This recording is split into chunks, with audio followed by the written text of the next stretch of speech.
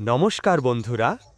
আজ আমি আপনাদের নিয়ে এসেছি আমাদের গ্রামের এক স্বপ্নময় সৌন্দর্যের মধ্যে, যে সৌন্দর্য কথায় বোঝানো কঠিন, যা শুধু চোখে দেখা যায় আর হৃদয়ে অনুভব করা যায়।